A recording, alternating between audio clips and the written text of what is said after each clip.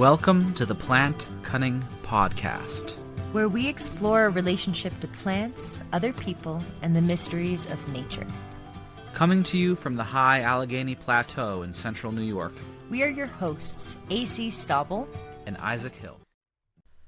Okay, welcome to another episode of the Plant Cunning Podcast. Today we have returning guest John Michael Greer on the show, and we're going to talk about John Dee, astrological magic, natural magic, fluid condensers, and all sorts of fun stuff. So I'm sure you're going to love this episode.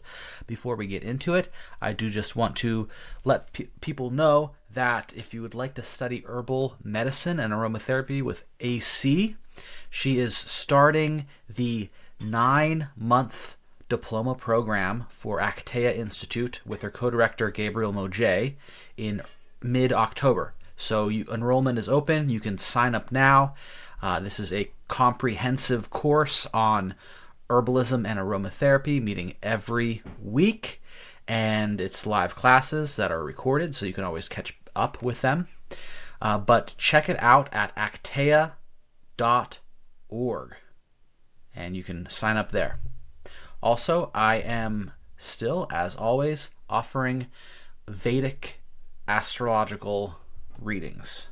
So I'm Jyotish readings, and I study and practice in a lineage of Vedic astrology from East India. My teacher is Freedom Cole, and his teacher is Sanjay Roth.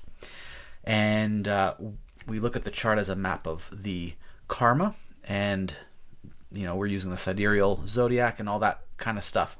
People have been finding a lot of value in it, so hit me up at plantcunning@gmail.com or info@plantcunning.com. And we can set up a date to do the reading. And thank you to everybody who likes, subscribes, comments, shares, and last but not least, joins the Patreon, which is basically our tip for now. So it really helps keep this thing afloat and keep it going, and we appreciate it. So I hope you have a wonderful episode, and I hope you enjoy it. Okay, so we've got John Michael Greer back on the show, and I'm excited to talk today about a new book. It's a translation of John Dee's Aphorisms on Astrology and Magic, which you put out this summer. Yeah, it's really stunning. Oh yeah, no, this Azoth Press they do gorgeous editions. Everything that they've done for me so far has just been drop dead gorgeous. I'm really happy with that. Yeah, it's nice to have that. Like it's a dense, it's a small but dense book. Like this is definitely something you want to like meditate on, and I haven't had the time to do that yet. But it's nice to have a nice addition to do that with. Like you spend a lot of time in it. Yeah, it feels special. Think about each of the aphorisms, and also your commentary on it is really helpful. It's like almost. I'm glad to hear that. Well, I mean, I have training in traditional astrological magic and traditional astrology, and it still would be difficult for me to understand these aphorisms without some of your commentary. Mm-hmm. Well, this was the problem that John Dee always had with his published works, because of course he was a genius. He was a polymath. He was soaked in the culture of Renaissance, Hermeticism, astrology, magic, all this kind of stuff was just second nature to him. And so when he sat down to try to write what he intended to be a very simple introduction for beginners, it's not actually that well suited to beginners. That's why he does the aphorism form. He has these 220 paragraphs basically, in which he tries to present the basic concepts of astrology and astrological magic to the reader. And now, mind you, this was his first significant published book. This was way early in his career, so he was still a relatively young man. He was still very much trying to make it in the very competitive world of Elizabethan and European Renaissance esoteric culture, and so he apparently had very high hopes for this, but it doesn't seem to have sold enormously well. And my guess is what happened is that most of the readers picked it up and said, "I can't make head nor tails of this." Yeah, I guess also, I mean, a beginner in Elizabethan times will also have Hmm. probably had a great deal of training and education that people in our, Hmm.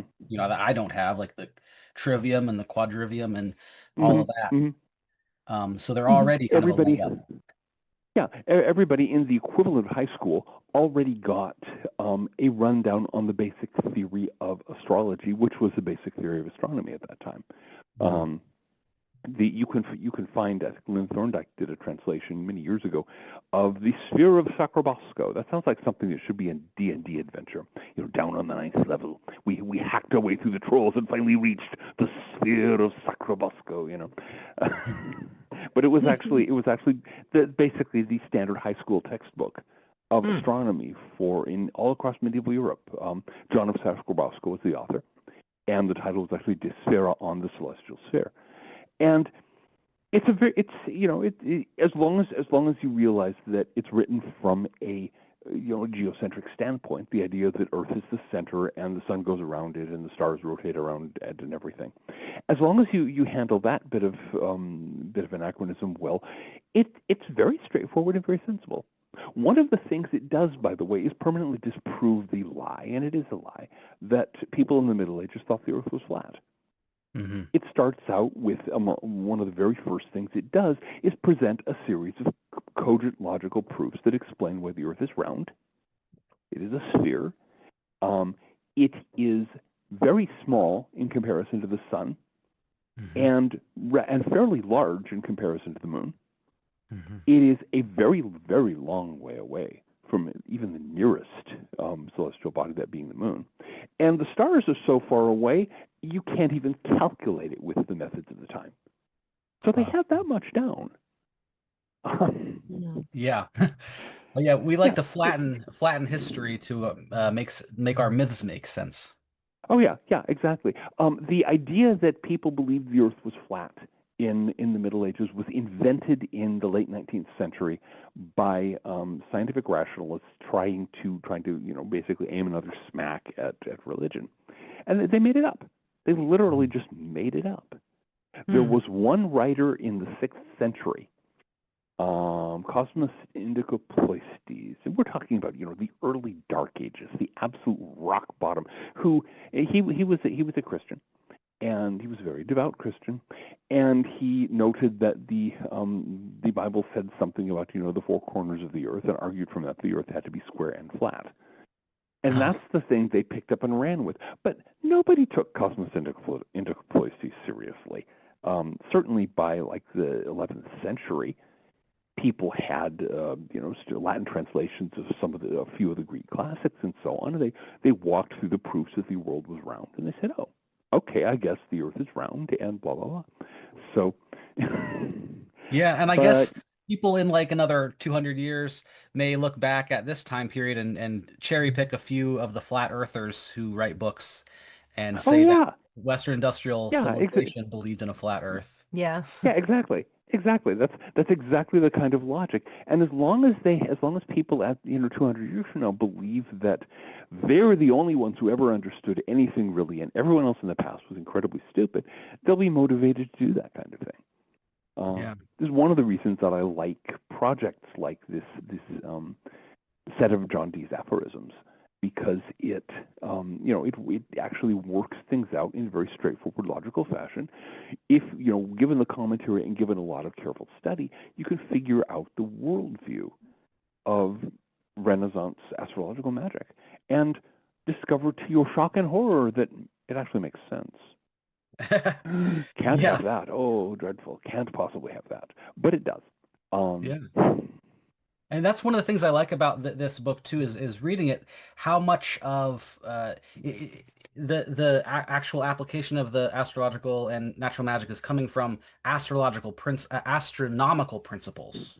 mhm, mhm, It's like he's a very scientific mind. I mean, John Dee was a genius, and he's coming from that exactly. perspective to draw conclusions that Mhm, are unthinkable to today's scientific mhm. elite. But Yeah, the thing is that the actual differences between his point of view and the sort of modern materialist point of view are quite simple. The most important one is that he believed that the planets had two sets of rays, as he would call them, radiations, we would call them. There are the light rays, which are reflected off the planets. They come from the sun, they bounce off the planets, they reach the Earth. Okay, that's one thing. Then he argues there is another set of radiations that are not blocked by matter, and that that also bounce off the planets and hit the Earth, and that these are primarily responsible for astrological phenomena. Now, whether that's true or not is a question open to experimentation, not that we'll ever get the grants. But the point is he's actually making a rational hypothesis. He's saying there is a medium that connects the planets, the sun, the planets, and the Earth. And it is through this particular medium, which is not, and he makes specific predictions that it's not blocked by material substances such as the body of Earth and so on. And it is because of this that astrological effects work. He's actually trying to make a straightforward causative argument based on some mode of radiation or some rays in his term, some medium of transmission of information that we don't currently know about. And that's a hypothesis. That's a valid hypothesis that could be the basis of experimentation. And if our modern materialist scientists weren't so pig-headedly stuck in their dogmas, they might, of course, they'd be risking professional ruin if they did so. They might actually go, wow, I wonder how I would test that. And then we might actually find out a thing or two. Yeah. Yeah, maybe at some point we will do that. Here's hoping. Yeah. But I also wonder how much of this John Dee's theory here, how much of that is part of the mainstream Renaissance occult philosophy, and how much of it is idiosyncratically John Dee's? Well, the theory of rays was not original to him. Right. Al-Kindi, the Arabic scholar, his book on the rays, De Radiis in Latin, had been translated in Latin centuries earlier, and it was one of the two main theories that circulated at the time as to why does this stuff work? Yeah. It was either there's this medium, there are these rays, and that's what makes it work, or the question is it being done by spiritual beings? Right. And of course, that was it Wayne Schumacher? I forget who it was. Wrote a book some years ago called "Spiritual and Demonic Magic in the Renaissance." And by spiritual, he meant through the medium of a non-personal spirit, spiritual substance, shall we say. By demonic, he meant they're intelligent beings. And of course, the more conservative religious types insisted it's intelligent beings and they're devils. Okay. Yeah. And then the Renaissance pagan underground was saying it's spiritual beings and they're gods deal. And then you had people like Dee who were taking Al-Kindi's theory and saying, no, there is a medium, there is a mode of transmission, a subtle substance of some kind that allows these influences to propagate through the solar system. So the theory was not idiosyncratic to Dee, but it was not universally accepted. That was part of the very busy cascade of theoretical debates about the nature of magic and the nature of astrology in Renaissance times. Yeah, and those debates seem to keep going on. Even in like traditions of astrological magic currently flourishing, people that we both know, like Chris Warnock, is definitely more of a proponent of the spiritual side, and somebody like Cliff Lowe is more a proponent of the rays side. Oh yeah. Yeah, in point of fact, I had a conversation about this with Chris. I sent him a copy of the manuscript, and I got a very grumpy response from him. Not because his opinion is that this whole theory of rays is bad and wrong, and that we need to deal with these as divine or spiritual beings, and so on and so forth. He feels very strongly about that. I'm not going to argue with him. Myself, I suspect that both are involved. Yeah. Right. One of the great superstitions of modern thought is the notion that every effect must have one and only one cause, where if we look at the universe, we notice that everything has lots of causes, all working together. But yeah, but the D came down very squarely at this point in his career, certainly, on the ray end of things, on the impersonal energy end of the spectrum. Do you know if he changed his mind later on, or if this was his position the entire time? I would have to read more of his later work than I have. Yeah. The current the next big D project, I actually have something that I'm working on that I can't really talk about in great detail right now. It's a translation of a small D manuscript, but once that's out of the way, I will be getting to work on a new translation of and commentary on the Monas Hieroglyphica, which is basically the sequel to this book. It's sequel to the the Propedeumus Aphoristica D's title, Aphorisms on Astrology and Magic, my title. And I think there has been a lot of misunderstanding of the Monas Hieroglyphica over the years, and some of the translations in circulation these days are dubious. Right. They jump to conclusions, or they push a pre-chosen agenda.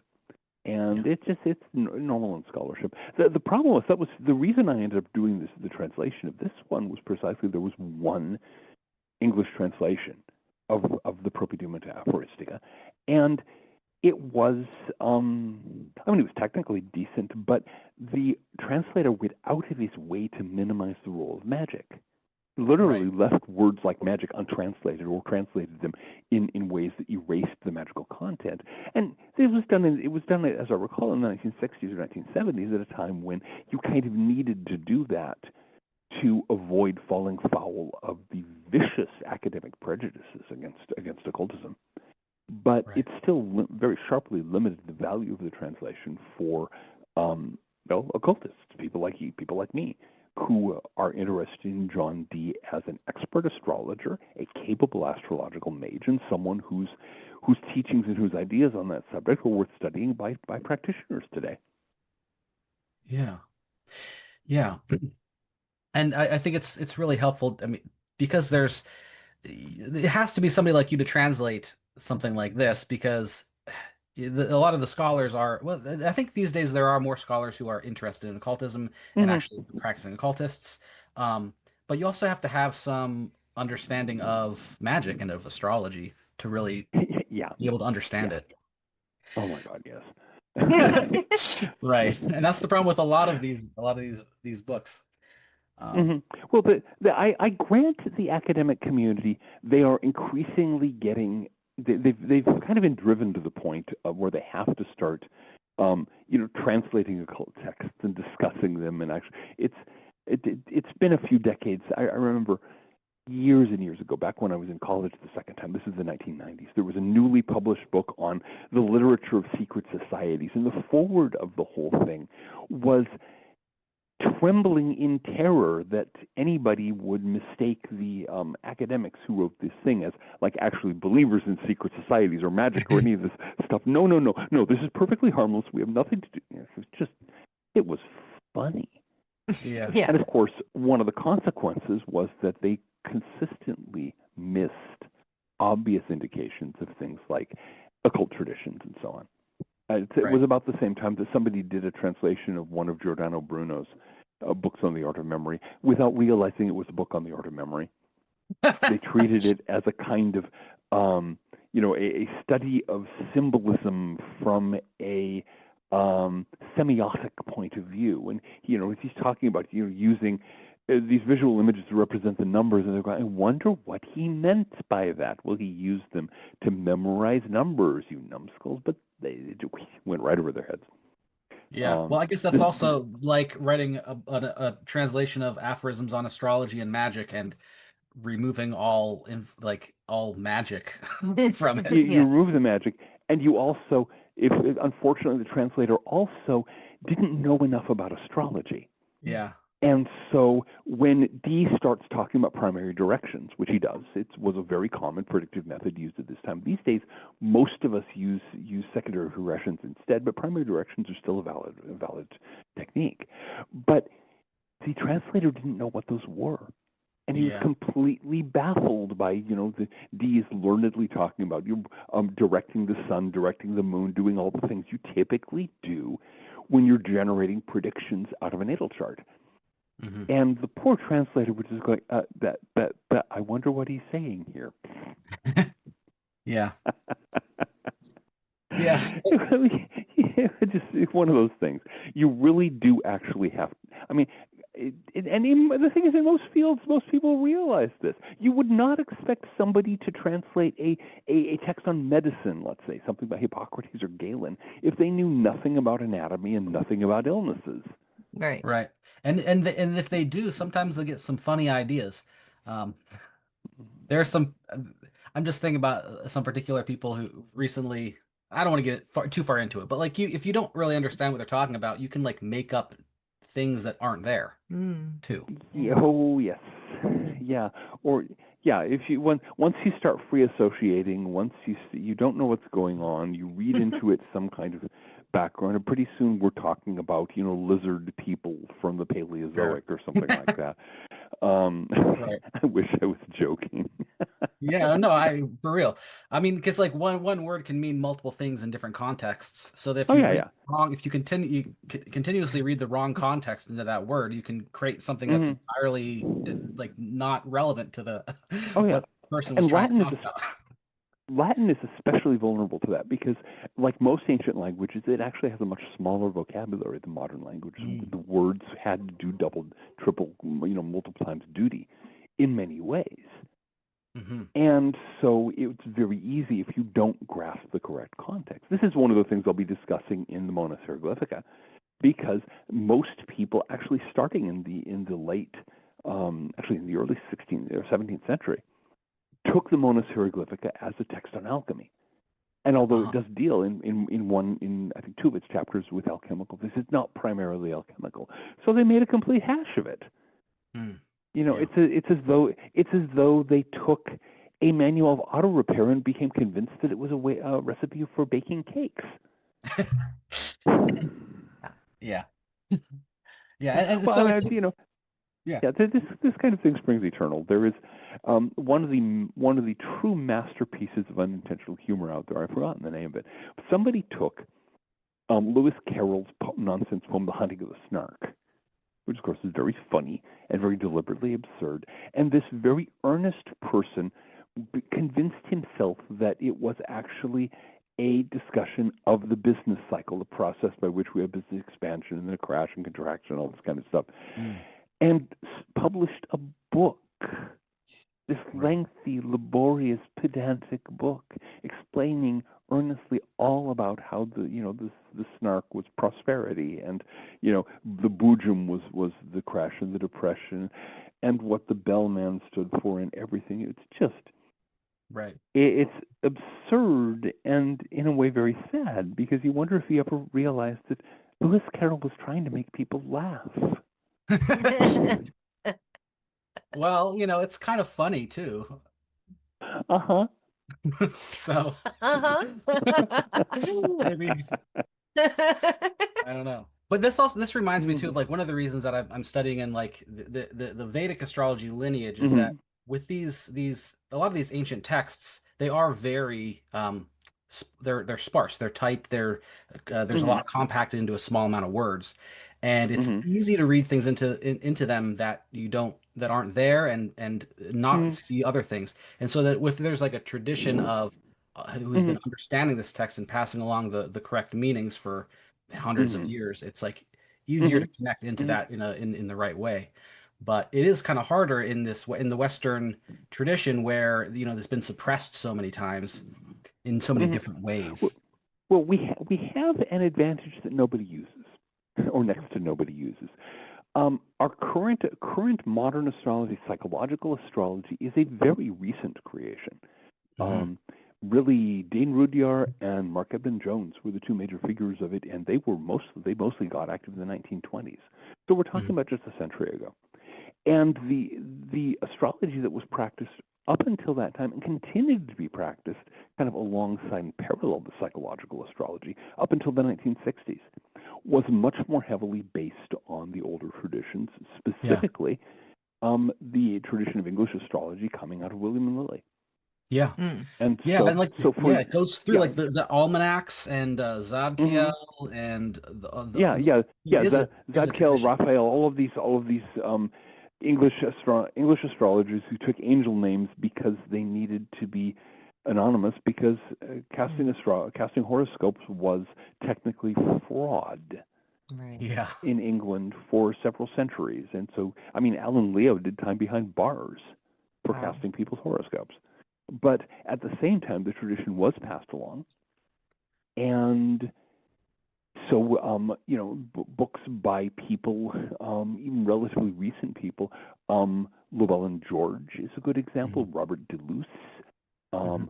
Ivy Goldstein Jacobson, the Yeah. woman whose book on horary astrology taught me how to read a horary chart, Yeah. heavily influenced by William Lilly and their successors and his successors of the sort of broad English tradition, but they explain it to a more modern audience, Hmm. and sometimes they explain it at a great deal of length. And so it's possible, if you want to understand Lillian astrology, to start with somebody like Llewellyn George or Robert DeLuce or Ivy Goldstein Jacobson, and to Yeah. take those, learn that, and then go back to like William Simonite and Mm. go back to Raphael and Zadkiel and these, and take it back, and eventually you end up with Lilly, and you're going, oh, I know what he's doing now. Yeah. Because it's the same thing that you're talking about. It's we don't necessarily have a living tradition, but we have books written by people who actually were part of that tradition back in the day, Right.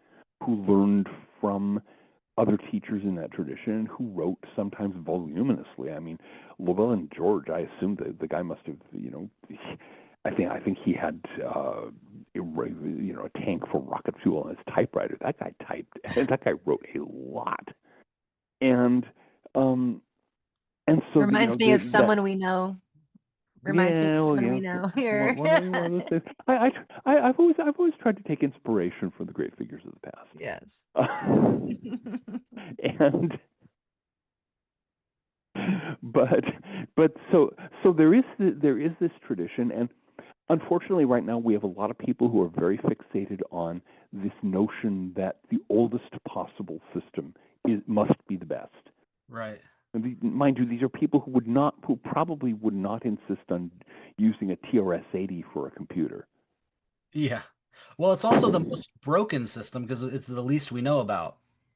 Like Yeah, yeah, and there's that may be part of the advantage, so you can kind of yeah. project what you want into it. But where we have substantial traces of this sort of intermediate system of Mhm. again, people like Llewellyn George. We have a lot of writings from 1650 to 1950. There's a period of about 300 years of astrological literature that nobody right now is paying much attention to. Yeah. And I'm trying to change that, but I'm probably going to have to write some book. Gosh, I'll have to write a book. What a concept! Yeah.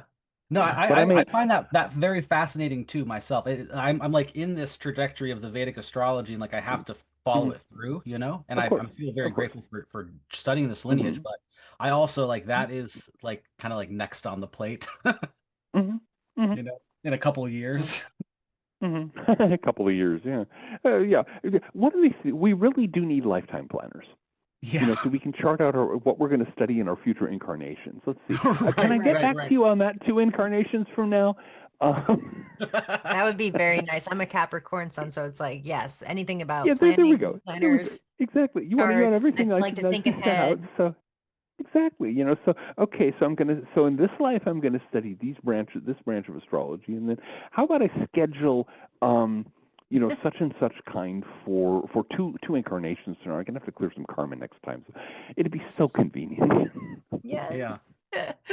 It would. So the Aphorisms on Astrology and Magic I think is a wonderful book, but I also want to talk about another book of Hmm. yours that we did talk about the first time that you came on the Plant Cutting podcast. It was one of our first episodes. It was episode number Hmm. 4 actually. Hmm.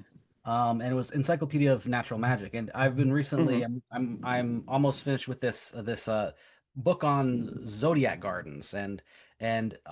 there was a lot I'm looking forward to in that one. Yeah. I'm excited about it. But well, part of the inspiration was Encyclopedia of Natural Magic, and going back through it, I was seeing a lot of stuff that I didn't really even like pay attention to the first time. Hmm. And in our first episode, we didn't even like talk about at all. It So was more of an intro to like what is magic Hmm. and the different Hmm. types of magic and things, but Hmm. but I think it really is a gem of a book. It's distilling a yeah. lot of stuff that is really Thank helpful you. for anybody who's interested in herbalism and magic. And Hmm. I think like any listener of this show should have that book. The Encyclopedia of Thank you. Natural Magic. Encyclopedia of Natural Magic. The original title was Natural Magic, but I then came out with the book called The New Encyclopedia of the Occult, which sold very well. And the publisher said, "Oh, we're going to rename this book to try to cash in on that." So that's what we're stuck with.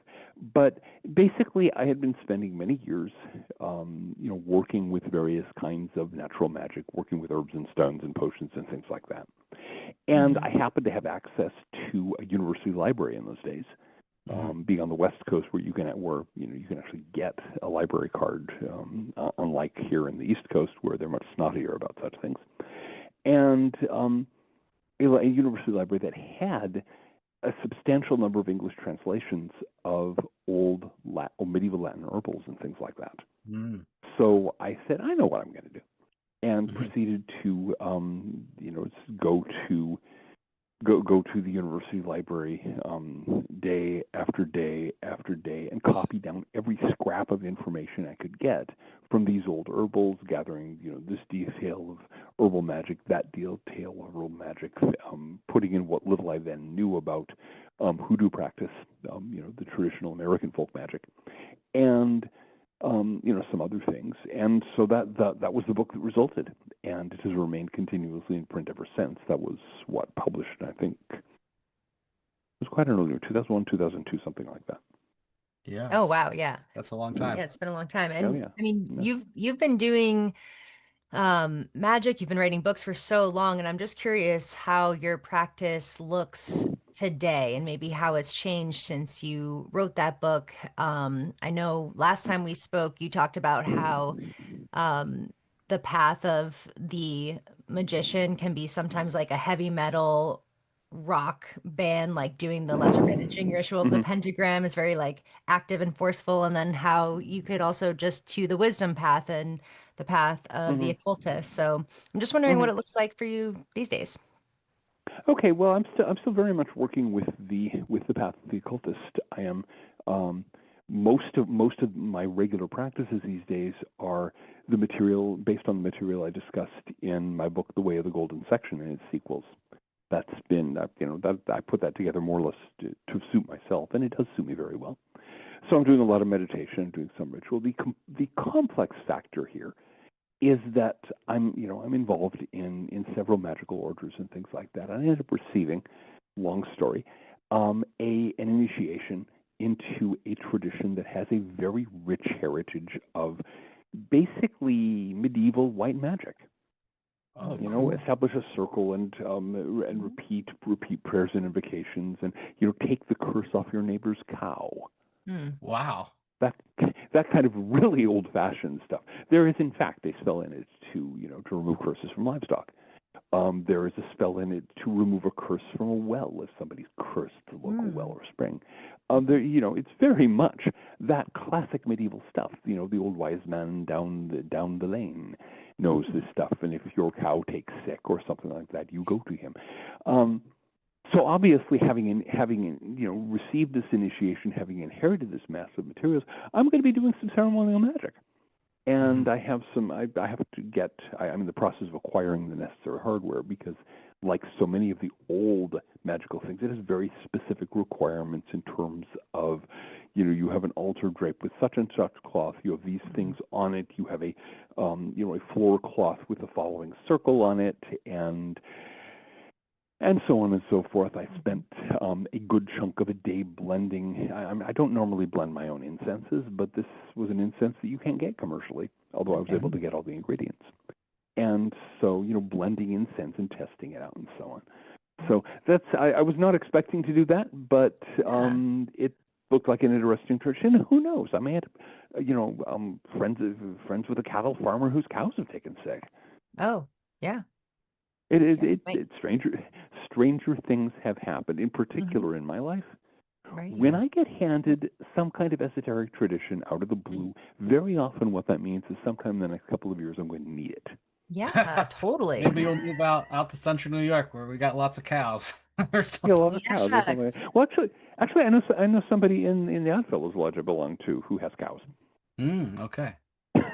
There, Cool. Rhode Island, everyone thinks it's an East Coast state, but Rhode Island has one kind of urban core, and much of the rest of the state is open and green, and there are farms and dairy farms and cattle ranches here. Yeah, Mm-hmm. I mean, Such a small state, for all though. that the state is And about the size beaches. of two New York counties, Right. it Yes. actually does have some geographical diversity in it. It does. And then the gorgeous beaches with like real waves. Mm-hmm. Yeah. Well, as real as they get on the Atlantic. I On the grew up, East I grew up Coast. going to the Yeah. Pacific. Yeah. Going to It's the not Pacific like the coast. Sound. It's not, No. Well, like the bay. I forget about the Sound. You go out to Westport or Grayland, where the waves get a running start from China Mm-hmm. and come Pretty halfway cool. around the planet. Yeah. Oh yeah. Yeah. So one of the things that I was interested in over the last couple of years, like listening on Magic Monday and so on, and being a practitioner of astrological magic myself, is that at one point you said that most of the magic you're doing is involving like candles and herbs, and when you're making astrological talismans, you're mostly using herbs. And I after a while, I put two and two together, realized and I asked you the question too, but you're using fluid condensers mainly. Is that correct? Well, that's part of it. Okay. One of the things that I really put a lot of energy into developing, and it's discussed in the Encyclopedia of Natural Magic, but I've gone much further, is now many of the old instructions for making a talisman say get a plate of gold 6 inches across. It's a little hard these days. I'm doing fairly well these days, and that would be way beyond my my reach. Okay, what are you going to do if you can't afford gold and silver? What are you going to do if like the metals generally are not necessarily that easy to come by? What do you do? What you do is you get watercolor paper. You can get that at your local art store. You paint it with an herbal fluid condenser, which is keyed to the specific planetary influence you want, and you then draw and paint the talisman on that after the fluid condenser dries. The effects are as strong as a metallic talisman. Wow. And so what is the fluid condenser? Yeah. Okay. Fluid condenser is a potion, meaning it's based on water. It contains a carefully chosen selection of herbs, and it will also typically contain a very small amount of gold. The easiest way to do this is to find online your local homeopathic supply and get Aurum Metallicum, one of the Aurum Metallicum remedies, whichever one you can afford, which has minute 1 part per million, 1 part per billion quantities of gold in it. You dissolve like 6 of those pills in the water, and then after you've made your herb tea. And because gold is a universal condenser, gold is that's one of its many magical properties, and even in extremely small quantities. The other way you can do it, by the way, is by heating up a piece of gold, a gold ring or something like that, and getting it nice and hot, and then dipping it into the water, and then repeat this 6 times. And again, you get minute quantities of gold distributed through the fluid. Okay. And so why? So the reason it's called a fluid condenser is that, of course, a lot of your older magical traditions treat magical energy as, quote, a fluid, that's something that flows. Think animal magnetism, think orgone. It's all the same stuff. And this gathers, stores such energies. So you make this stuff, you paint it on something such as a piece of watercolor paper, and it has a heightened capacity to store the energy that corresponds to the planet, that corresponds to the herbs that you use. Amazing. So it's a very inexpensive way to make talismans. Well, it can still take a little. Yeah, it doesn't cost you a huge amount. It certainly doesn't cost as much as gold or silver. It does require some fuss. and it requires, you actually do need to look up the properties of the herbs and so on. I Right. recommend using the planetary number of herbs. So, for example, for a Saturn talisman, using 3 Saturnine herbs. For a moon talisman, using 9 lunar herbs, and so on. Yeah. Mm. Yeah, Okay. that's a really crucial part of natural magic, I think. Yeah, The number. but it's one way of doing things. But the other thing you can also do, and this is something, because I studied hoodoo with Kat Ironwood, with her Lucky Mojo Curio Company correspondence course. Kat and I know each other from way back, and the hoodoo habit of making a mojo bag, a toby, a hand, there are various ways, basically a little bag full of herbs and maybe pieces of stone or something like that. Yeah. That also can be used to concentrate astrological energies. Right. You just take, Yeah. you take a mixture, and this goes way back. This is, it's obviously, hoodoo derives a lot of its material from the Congolese tradition, from the area of the Congo, which is long story why there and not the sort of West African traditions that gave rise to Vodun and things like that. But that same you also see that same habit referenced in, for example, ancient Greek literature when they're making what are called agalmata, sacred images of the gods that are packed with planetary correspondences. Yeah. And then one of my favorite Renaissance, well, late Renaissance, or early modern herbal astrologers, Joseph Blaugrave. He really, that's one of his main remedies is a herbal astrological amulet, basically Exactly. a sachet, Exactly. herbal sachet. Yeah, exactly. Yeah, a magical sachet, and that's basically. Blaugrave was a hoodoo doctor. Yeah, he really was. He was using the astrological end of hoodoo, which happens. There are root doctors out there who pay very careful attention either to the planetary days and hours or to astrological conditions on the horoscope. And so Blaugrave was kind of a pioneer of astrological hoodoo. But they were also doing it 2003, 2,500 years ago in ancient Greece. Right. And so, so the way that I found works best, you get some herbs. And if you can get roots and things like that, that's a good thing because those will hold power longer than dried leaves. Okay. Right. Also, resins, things like incense resins are really good. Also, you can go onto Etsy and get little chips of semi-precious stones corresponding to any planet you like. Those work extremely well. So you make a nice little mix of that, and you just put it into the mojo bag, and you do that as you would the same way you would do any other astrological talisman, and it works very nicely. So a couple questions that I have about this too is like, I mean, there's kind of like levels of intensity, right? Like for Blaugrave, he's just doing it on the planetary day and hour using the planetary number. And that's a perfectly valid system and will make you something that will have a definite effect. Right, but then there's also like the fully elected astrological talisman, which there's only a couple times every dozen years where Jupiter is exalted. Depends on your planet. Depends on your planet. The moon is fairly easy. Saturn, you're going to be waiting. Yeah. Well, the moon is easy, but it moves so fast. Sometimes it can be really hard. Oh no, you're gonna seriously, you're gonna have to with the moon. Yeah, you're gonna be up at 2:19 a.m. exactly. Yeah. Because that's you've got an 8-minute window between when the moon clears this aspect and when it starts getting too close to that malefic planet. That's when you make the thing. Yeah, exactly. You pay some money, you take your choice. But and so what is the difference between like a talisman, an amulet, and a gamahe? Like there are all these different kinds of things that magicians make. Yeah. The terms have not been used that consistently. What we now call a talisman in the Renaissance used to be called a gamahe. Okay. Okay. Think of your basic talisman. Here is a disc of some substance with some kind of geometrical figure or sigil scratched onto it, and there are words written around it, mumbo jumbo, what have you. That's your basic that's a gamahe.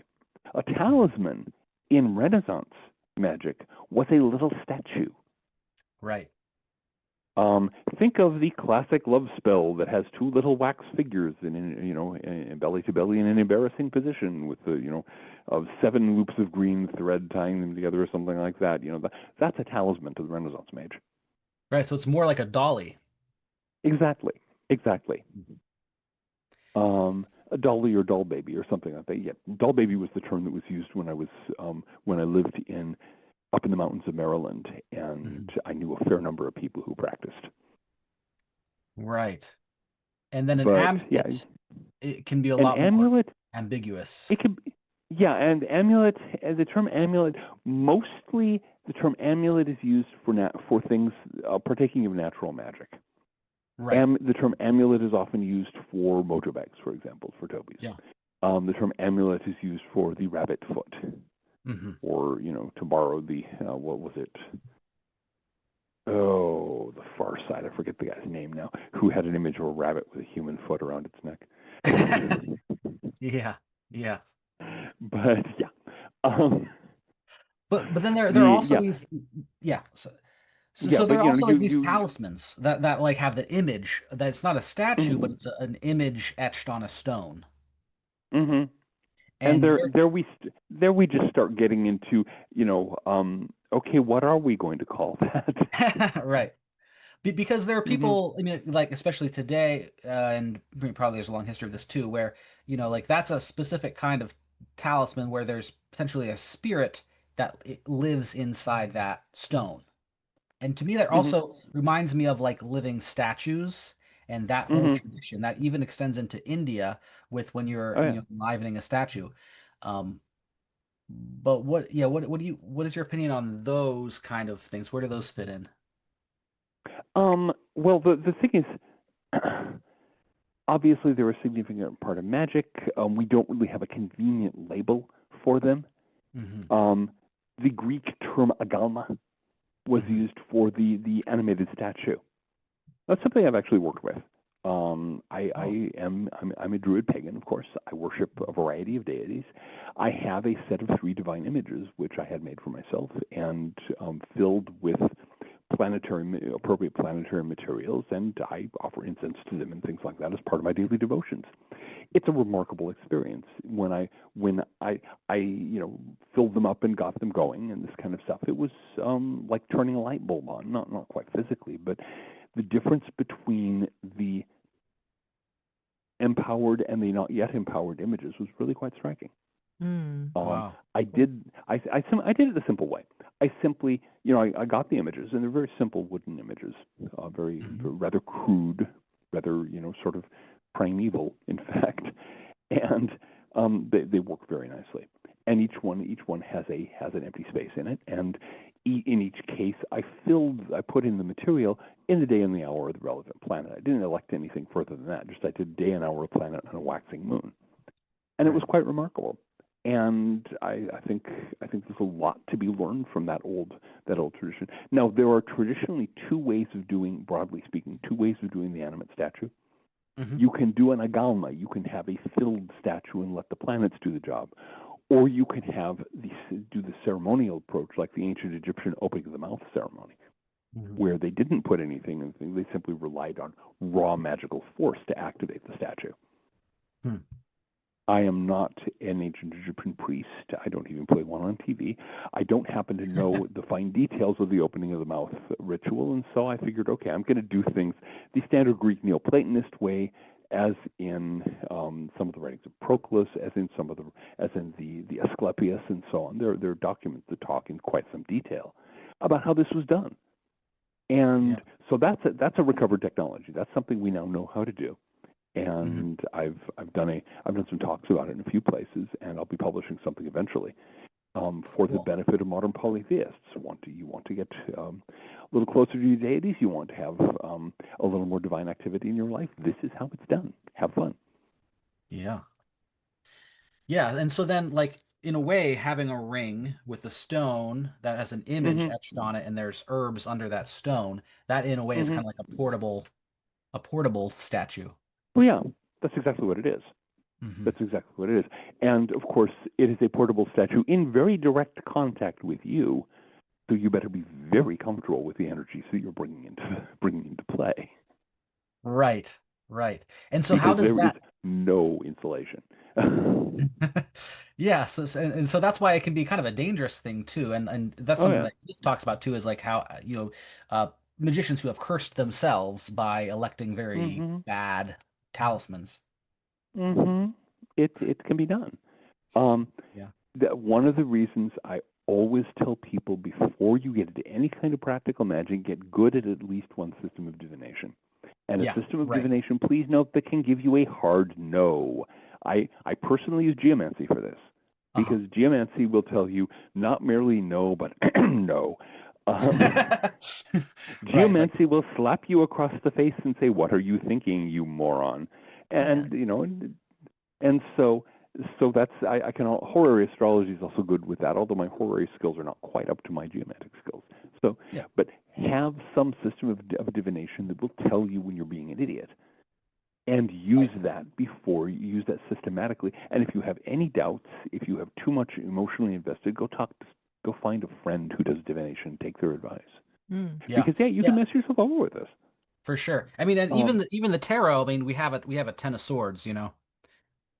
yeah, exactly. If you get the Ten of Swords, you get there are several others, but the most tarot decks are very mealy mouthed when it comes to yes no answers. Yeah, yeah. My teacher John Gilbert, he was the best tarot reader I've ever known. One of the gifts that he had was being able to get the tarot to give him straight answers like that. Oh. And I have not known many other people who could do that. Well, one of the things I do with tarot is, I mean, like I'm not an excellent tarot reader, but I have had my deck for a long time. And one thing Hmm. it's about the way you ask questions too. Like, what is the Hmm. outcome if I do this? And then what is the outcome if I do that? You know? Hmm. And Hmm. it's like Oh pretty yeah. straightforward. Okay, good, good. In that case, excellent. But yeah, and of course, there's also something, and this is something Chris Warnock has written about, and I think quite reasonably, that if a planet is badly aspected in your horoscope, do not make an astrological talisman of that planet. You will mess yourself over. Yeah. That's a good warning. Yeah. That's just, if here you have a talisman, and or here you have your natal chart, and Saturn is in Aries or something. Don't do a Saturn talisman, because Mm. it will activate that Saturn in his fall. Yeah, You you don't would want that. kind of think the opposite as a beginner in a way, thinking like, oh, Hmm. well, I need to petition to Saturn Hmm. to pity me. And Well, but yeah, you might no, be now of course. strengthening him in his fall. Well, of course, the first thing is that Saturn has no idea what pity is. That's not his thing. Okay, Just yeah. Saturn Saturn is old and cold and precise and bored. And he's seen it all, and he does not care. So, now the thing is, you can actually get Saturn on your side, but you can't do it by a talisman. Right. One of the things, this is another of Chris's introductions. He's actually been a very creative figure in Yeah. modern astrological magic, introducing the concept of planetary charity out of Right. Vedic astrology into the Western tradition. And this is something that I've been teaching a lot of people on my Magic Monday things and so on. Just, if you need a planetary energy in your favor and it is not in your favor, make offerings and do it by charity. So, okay, Saturn. You have Saturn in Aries. Saturn is not your friend. How do you get Saturn to back off? On the day and hour of Saturn. Hello? Yeah. Yeah. Hello? Yeah, we're Hello? here. Okay, well, I don't know what that beep was. Oh, I didn't hear it. might have been Oh, someone okay, trying to yeah. call you. I suppose there was another beep just now. Oh, okay. Yeah, maybe someone's trying to call you now. Yeah, okay. Well, we'll Yeah. find out. It'll on my Okay. landline. But so Saturn's not your friend. You have Saturn in Aries or something equally unwelcome, and you need to get Saturn to behave himself in your life. You find out, you identify some Saturn charities. Those are easy. Right. Saturn Right. rules poverty. Saturn rules old age. Yeah. There are Yeah. some charities you can do. You take you make donations to those. You make 3 donations of some multiple of $3. That's the Oh. Saturn Yeah. number. And you do that in the day and hour of Saturn, and you burn an indigo candle to Saturn and say, I'm making you these offerings. I would appreciate if you could show me some of your positive instead of your negative side. Nice. Yeah. And it works. Yeah. Yeah. People have I love that. consistently reported. People Yeah. consistently reported they get good results from that. Mhm. Saturn in particular, now I'm prejudiced because I have Saturn very well placed in my natal chart. He's in one of his dignities, and he's in a good aspect with my natal Sun and my natal Mercury. So I get along well with Saturn. Saturn is my friend. But Yeah. Saturn, if you can get a positive relationship with those Saturnine energies, it's very favorable. You just have to be very precise and very orderly, and be Saturnine. And a lot of people have trouble with that. Yeah, consistent and hardworking. Mm-hmm. Yeah. Consistent and Structure. hardworking, and yeah, exactly, and patient. Patient. Yeah. Yeah, all Yeah. these things that everyone hates. So one of the reasons I also studied in this Vedic astrology lineage is that the remedies are a part of it, and it's where like planetary donation comes from. And one thing we definitely distinguish is between when you're doing a remedy to pacify a planet and when you're doing a remedy to activate a planet. And so the donation is very helpful for any planet that you need to pacify. That's causing, but also another interesting thing from this tradition. So my teacher Freedom Cole,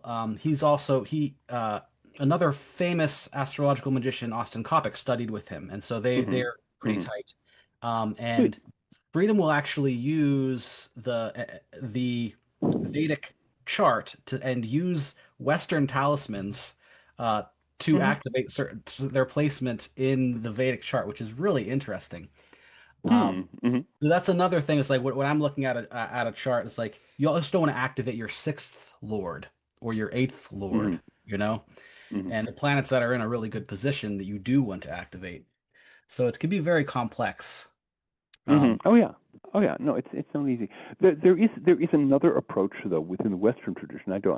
I assume there's probably a Vedic equivalent to this, but one of the things I learned back a long time ago in a galaxy far, far away when I got started in magical practice, it was by way of the Golden Dawn tradition. And the Golden Dawn does talismans, but they're not astrologically elected because it's doing talismans from this. It's focusing on the Sephiroth of the Tree of Life, which are the kind of timeless, eternal archetypes of the planets. Right. And that's the exception to the rule because it's not astrological. If you have Saturn in Aries, you can do a talisman of Bina, the Sephiroth that corresponds to Saturn, and get good results. Because you're basically going over Saturn's head. You're talking to the boss. Right. And so there's this is what Cornelius Agrippa was trying to get across in talking about magic as this sort of threefold process. You have natural magic, you have astrological magic, and then you have spiritual magic. Yeah. And then also in the spiritual. Yeah. Well, in the Vedic tradition too, it's like magic. we're going to the deity level, like we're oftentimes going to the deity level, and that is that spiritual plane that it talks about too. Yeah, exactly.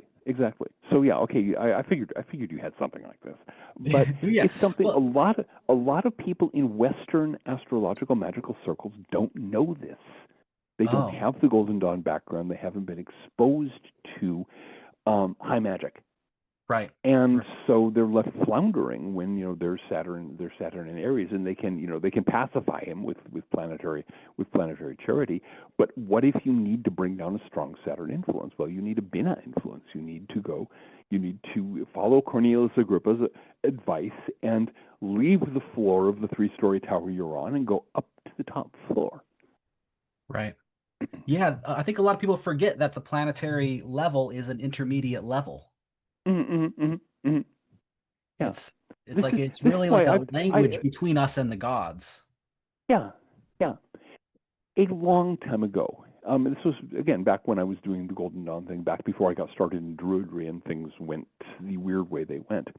I really had this passionate commitment to the idea that the way that we could that the magical revival then ongoing in the Western world, still going today, of course, could complete itself, could enrich itself almost endlessly, was by tapping back into the worldview of Renaissance magic. not just of some subset like astrological magic, but the whole thing. And those were the days I was writing articles on the art of memory. I translated a book of Renaissance rapier fencing based on Pythagorean sacred geometry, which quotes Cornelius Agrippa, by the way, at length, and a whole bunch of other things. Because I had this kind of vision of Western esotericism as being like some of the great Eastern faiths that have, they have the spiritual core, they have these magical practices, they have this whole gallimaufry of other things connected to them, like martial arts, like the art of memory, methods of mind training, methods of healing, all this richness. I encountered absolutely no interest. I spent something like 10 years trying to get some traction with this idea. Nobody was interested. People were just going, if they weren't just going, well, I'm fine, I'm doing Wicca. They were doing, well, I'm fine, I'm doing the OTO, or I'm doing Golden Dawn, or what have you. It was very, very compartmentalized. I don't know, maybe it's never going to happen, but I still have that dream. I still have that hope that someday we'll be able to turn Western magic into something more of a whole system, something more complete, something like a revived Renaissance occultism. And I think that would have amazing capacities as a source of power and wisdom and creativity in the modern world. Just we have to get there first. Yeah, it's a hard row to hoe, but I agree with you. I share that vision to a certain degree as well, and it's like it is a whole like in the Vedic sciences you have to study Sanskrit. You have to and like Ayurveda, astrology, yoga, tantra, they're all connected. Like exactly. To do this you have to study Latin. Really, and like you have. We can. The thing is, I think we can actually. There's enough material in translation at this point that I think Latin can be left for the language geeks. It has many advantages, mind you, but it's simply you have to you have your let's take Joe Astrological Magician. Okay, here's Joe Astrological Magician. He knows how to cast and interpret a horoscope. He knows how to elect a time and how to make a talisman, this kind of stuff. Great. That's a starting point. Yeah. Let's start adding other stuff. Let's start adding other branches of ceremonial magic. Let's start adding the Renaissance methods of meditation. Those existed. They're very powerful. Let's start adding in, a couple of other methods of divination. Let's bring in the art of memory, so he no longer has to frantically flounder around, trying to remember what he went to the store to buy. Let's just start adding in all these other things in the whole framework of Renaissance occult philosophy, which makes sense of it all. And I think it's within reach. It just needs people who are interested, who are willing to commit themselves to actually doing it. Right. It is a lot of work too. But I mean, we do have the Ars Notoria now. That we have the Ars Notoria. Castle's translation is so good. 20 years ago, that was the great dream that I had. Oh my God, could we ever someday hope to get the Ars Notoria? We've got 2 good translations now. Yeah. I have them sitting on a shelf within easy sight of where I'm sitting at this moment, and I'm making plans. Yeah. I intend to use that puppy. So I mean, I was too. As we were talking, it's like I've got like years. I've got a couple of years of sadhana that I have, kind of committed to do. But I'm really looking forward to doing that too at some point.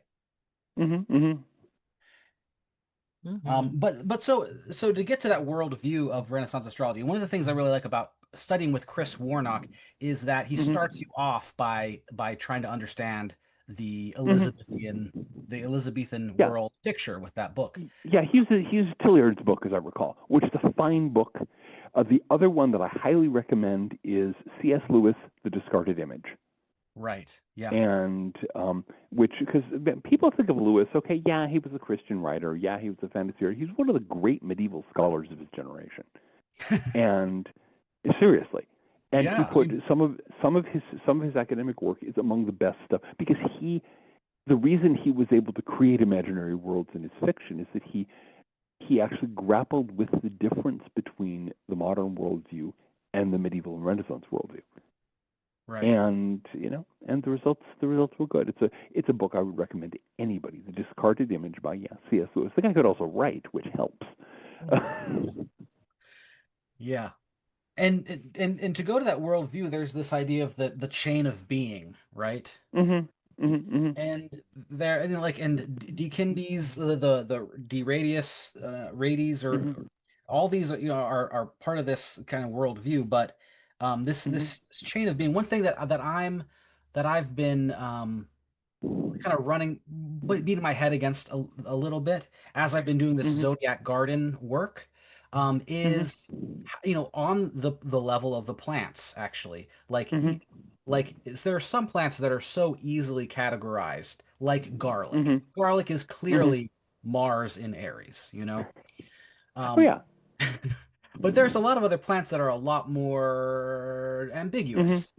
And I've also realized that different traditions and different astrologers and herbalists are using different categorization techniques.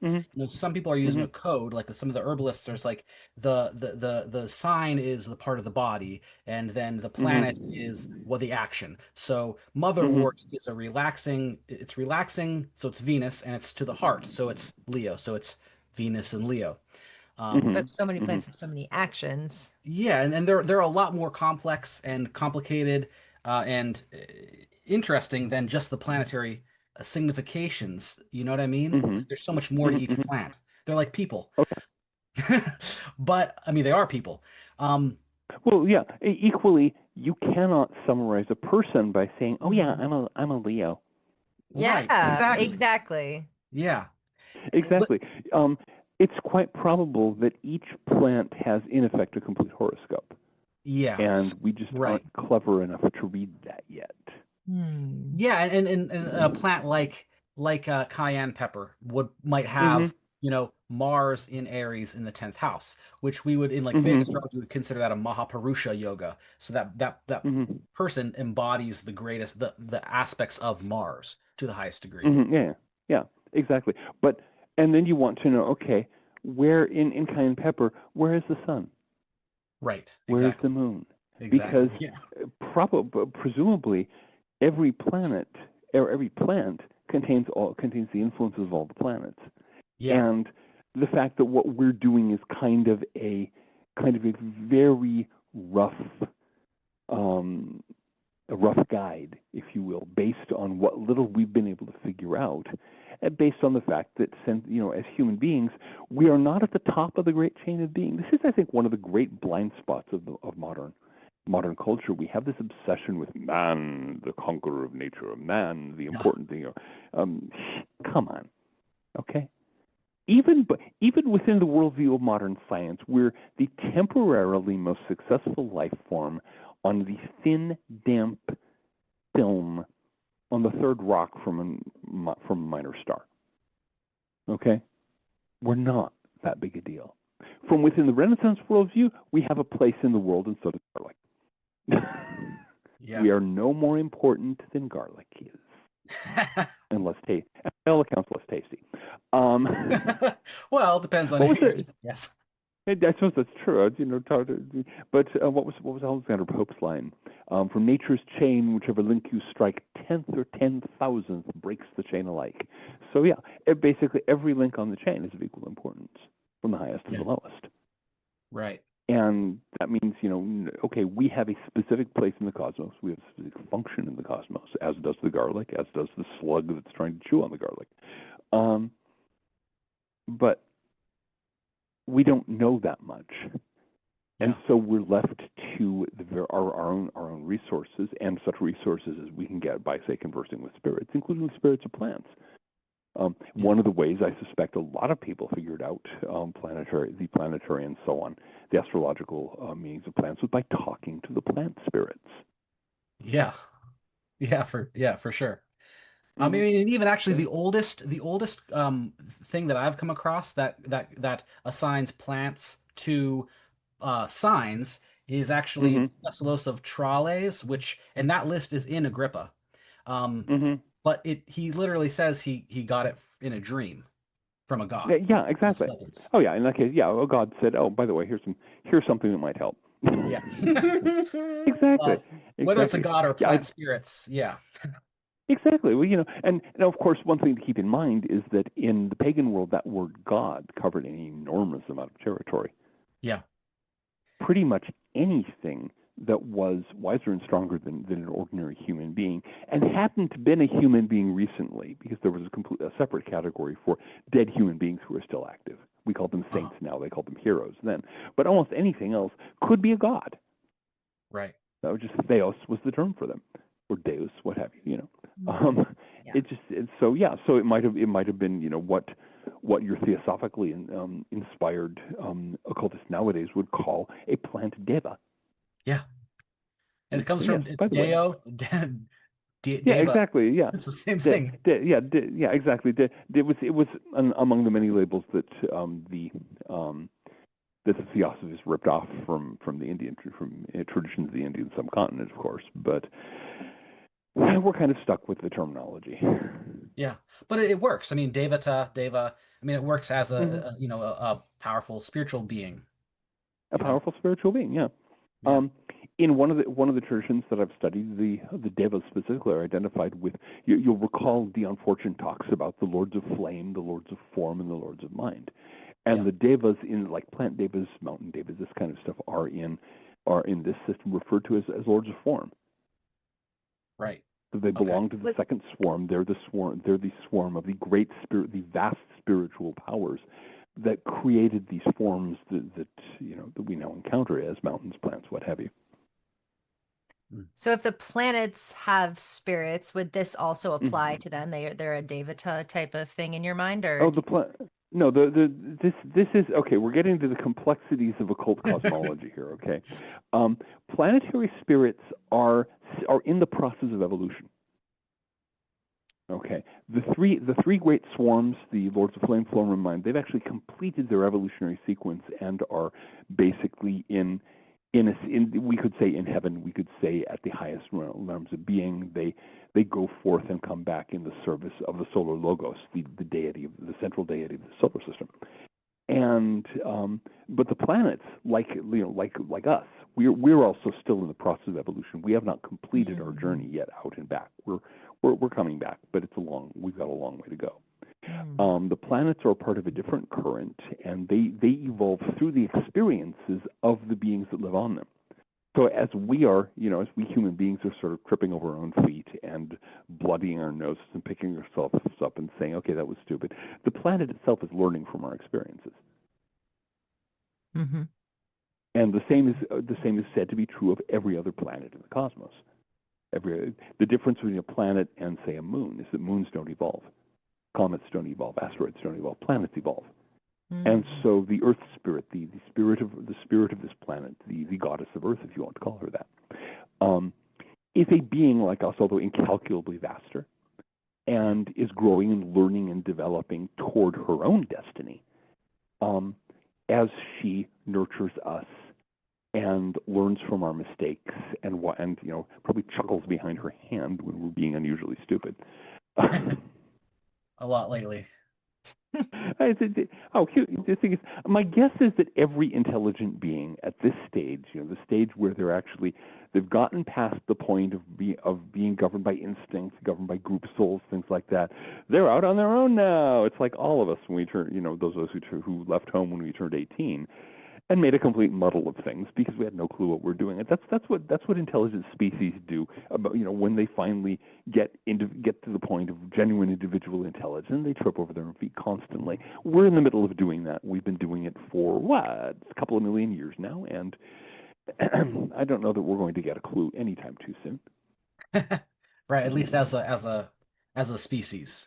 Oh, as a species, yeah. I mean, individuals can get a clue, and when they do, they're usually promoted out of material incarnation. Right. Okay, yeah. You pass. Come on, you join the club. but also to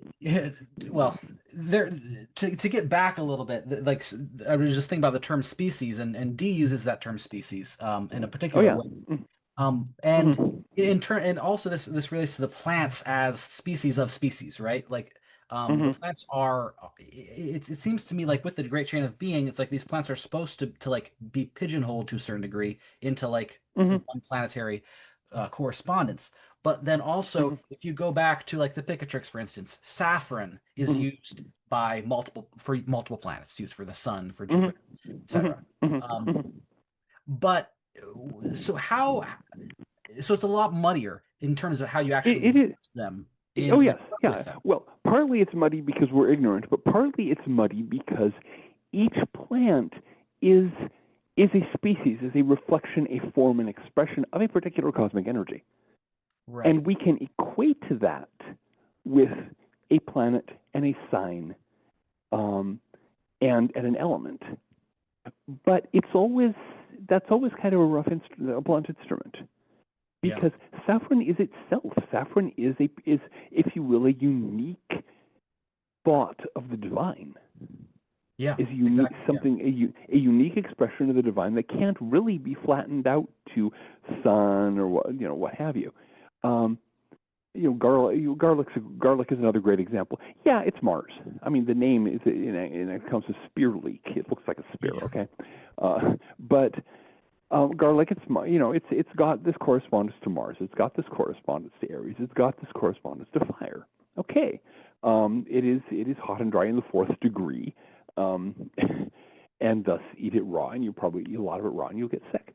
Um, but that's not all it is. And all of these are kind of general categorizations. It is a very unique thing. It is itself. It has its own identity. That's its Yeah. species. Its identity is specific, as we would say, form. Um, and the astrological things are more it's genus. It's generic form. Uh-huh. In fact, we still say specific and generic for species and genus. Yeah. So yeah, so that's one of the things we always have to watch for, that you don't flatten it all out. This is one of the reasons we were talking about agalmata earlier. Okay, Mhm. the Proclus talks about how if you're going to be making an agalma, you get a lot of different things. You say you're doing you want an image of Mars, okay, and you're going to want some bloodstone, and you're going to want some this and some garlic and some that, but you have all of these different things, not just one of them, because you want to have as much of the generic energy of the planet, as possible in as many of its forms and reflections. So you combine all of those together, and you have Yeah. this image of Mars that radiates the sense that I'm going to kick your butt. Yeah, and if you do have the right number associated, then you have that other level. So it's kind of like the Yeah, more exactly. levels coming together. You have 25 herb stones, resins, etc. Bits of animal hair and tooth and what have you in there. Yeah, and it has, and it's also fashioned appropriately, and you fill it and place it on the altar and burn the appropriate incense before it on the day and hour of Mars. And yeah, you have a Mars symbol that's going to bring through and radiate that martial energy. Right. And so something like saffron, it resonates with Jupiter and it resonates with Sun, but you can use it Hmm. with either one. But Yeah, when you're working with it as a solar, it's bringing the solar rays through rather yeah, than yeah, Jupiterian rays through. Mm. exactly. It resonates with both of those. It's very it's as though you have to switch metaphors. The kind of glass, the kind of drinking glass that sometimes have that will actually resonate to a particular note, Right. a particular musical note. It's as though you had a whole bunch of different glasses, and you're sounding the note, and they all go "Wah," like that. Well, you have with the saffron glass here, it will resonate to the sun's note, and it will also resonate to Jupiter's note. Yeah. Mm. Nice. Yeah. So it's but once you set it with all these other solar resonance glasses, and you sound the D, which is the sun's note, and away we go. Yeah. Okay. Yeah, that's kind of how I see things, but it also can be somewhat unclear too. Um, Hmm. but that actually really helps to clarify things for me too, and for a lot of people. Um, but there's a kind of a lot of there's so much I want to talk about, and we're like already like well over an hour. Um, but one of the things I'm thinking about is, thinking in terms of like the statue, the living statue, or the talisman that with Mm-hmm. an image.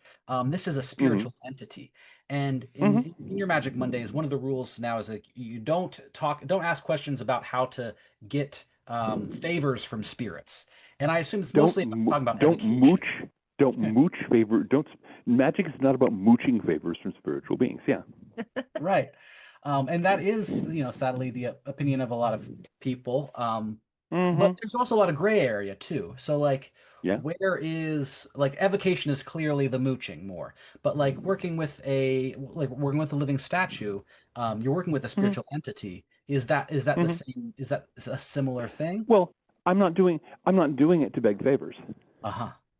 Yeah. Okay, I'm doing it because I want, it has in my life, it has a religious function. I want Right. to be closer to the gods. I want to be in harmony with the gods. I want the presence of the gods to be continuing and a more and more intense part of my life. And so, in the traditional fashion, I set up some images. I make offerings of incense and clear water and wheaten cakes. This is a classic Neoplatonist approach. And I do that. I make offerings in the morning. I say prayers, and they're not prayers saying, "Oh Lord, give me this, Lord, give me that." That whole thing is just, no. Again, that's that mooch spirit, and we need to get out of that. We need to, one of the things I really appreciate about the old classical paganism is that you don't pray. In the old traditions, you don't pray on your knees. You're not groveling. Yeah. You stand on your own 2 feet. Hmm.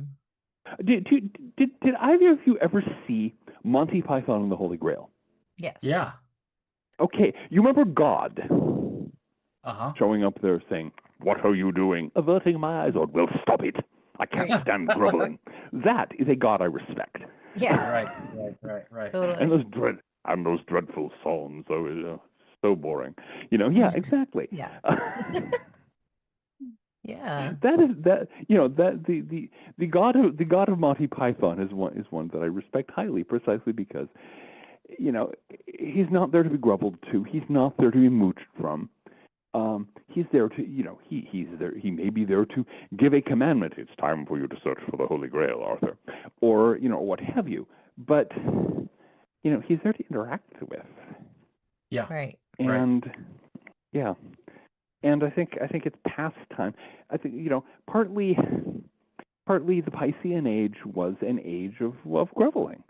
It was an age Yeah. where people felt the need to feel themselves as helpless and vulnerable and inferior. It's a very Piscean kind of mentality here, and it was an appropriate balance to the age of Aries, where everyone was, I am the toughest, I'm the toughest of all, and the gods will honor me if I kick everyone's butt. Yeah. But we've had 2,000 years of that, Uh-huh. and it's gotten very dull. And I tend to think quite probably the gods are bored with it by now. Sure. Yeah. All the groveling. Yeah, and so All the ways groveling. Well, stop it. Yes. so things that you're doing that are even the best to do in your opinion in terms of magic is the things where you're building your own character to be uh, Exactly. so like meditation build every day, then you become somebody who meditates every day and you're building your own faculties. But you're also clearing away crap from your mind so you can notice what's right in front of you. I had a conversation this last Magic Monday. People were asking about, okay, I'm poor, I want to change that. I'm saying the things that are keeping you poor are not outside of yourself. The things that are keeping you poor are that first of all, you don't notice the opportunities to earn wealth that surround you at every moment. And secondly, you're being conned by greedy people into spending the money you do have on things that you don't need and in many cases don't even want. Change those 2 habits and you can get rich. And so much of it's not even a matter of building character. It's a matter of finding out the mistakes you're making and fixing them. Meditation is great for that. Right. Meditation is really first rate for that because, by meditating, you learn, you get used to the inside of your own head. And for most people, that's a terrifying prospect. They never look at what's going on inside their head. They don't want to see it. because then they have to grasp the difference between who they think they are and who they actually are. But once you do that, once you grapple with that, once you have learned to be comfortable in your own skin with your own thoughts, and realize just how often you're messing yourself over and tripping yourself up, then you can stop messing yourself over, stop tripping yourself up, and have a much more successful life. Yeah. Yeah, and then so something like, and so that's also karma too. Like you're building, you're working towards this, you're clearing away from Yeah. the things that cloud you, so you become a person who's more clear. Exactly. And you know, in the process, if you confront challenges in an honest and constructive way, you overcome them. They don't be, you know, even if it hurts. You come through them. You come through this. You know, that which does not kill us makes us stronger. It's melodramatic. It's Nietzsche. It's going to be melodramatic. But there's a point to which it's true. But you know, and so there's a lot of things like this that can be done by developing qualities of the self, developing one's own powers instead of, as I said, mooching from spirits. Right. Anything that a spirit can do for you, you can do for yourself. You just have to be willing to, you know, put in the work and make it happen. Yeah. And then so where does something like a talisman come in? Is it's giving you kind of like a boost? Yeah, exactly. Looking, you know, you look at the situation. You check your horoscope. You make sure it's appropriate, and you say, okay, I need to, you know, if I'm going to deal with these situations that I face, I need more Mars. Yeah. I have not really practiced. I have not really developed this capacity to do the banzai bull rush of pure focused will. And that's what I need right now. I need to be able to shove everything else aside, shove aside my anxieties, shove aside my fears and worries, and just get her done. And so you invoke Mars, you establish this talisman, you put that thing on, and watch out. You know, and in the process, you learn those capacities. You develop to the point that you can tuck the talisman away. You know, because it's always going to be one of your capacities from then on. Right. It's really, you know, to some extent, talismans are training wheels. Yeah. To some extent, the term entrainment. Yeah, to some extent, talismans are like crutches. We all come into life with a lot of injuries, which, you know, with karmic burdens from past lives, the equivalent of broken legs and things like that. So yeah, we may need crutches. We may need a little bit of therapy. We may need some help picking up these capacities that we maybe haven't developed in previous lives. Talismans can do that. Okay. Yeah, and that's that. I think that's a really useful way for looking at talismans too, because there's a lot of different, you know, the how we think about things is really important. And oh yeah. And this goes back to that, you know, we started off talking about the difference between the spiritual perspective and the rays perspective. And in a way it doesn't matter because they both work, but also, you know, with one, like you have to have the talisman, the more the talisman is on you, the more you're being influenced by those rays, and with the other it doesn't matter. So there is, like, in terms of practice, there's a difference in how you approach it. Well, equally, you can see if, in fact, the rays are constantly flowing through everything all the time, and they're not interfered with by matter or space. The rays are everywhere. You are if we want to put it in 19th century occult terms, you know, the ether, the orgone, the animal magnetism flows through every. You know, the force is with you always. You know, it's always there. You have to attune yourself to it, and the talisman helps you learn how to do that. Right. Okay. So even just making the talisman is attuning those forces. Exactly. Making it and consecrating, you're attuning yourself to it, and then wearing the thing if you need to wear it, or just, you know, tucking it in a bedside drawer so it can go wah wah wah, radiating out. Again, you're attuning yourself to that energy. Because Mars is always there. Yeah. Mars is always there. He's always sending out his rays or influencing you with, by as the planetary intelligence or what have you, the Oyarsa of Mars, is always there. And so the question is, can you attune yourself to it? Can you work with that energy, or do you panic and fling yourself onto the bed and hide and wait for it to go, wait for it to become less intense? Right. And so in that way, that's why something like so there's a discussion I see in some groups about how like paper talismans aren't really they aren't really that effective. You really need a stone and you need the herbs and everything. You need to wear it. Which makes sense if you're having like a strict, like more of a strict D radius ray based theory. But as you're saying, like the rays really are, if they're going through material, it's everywhere.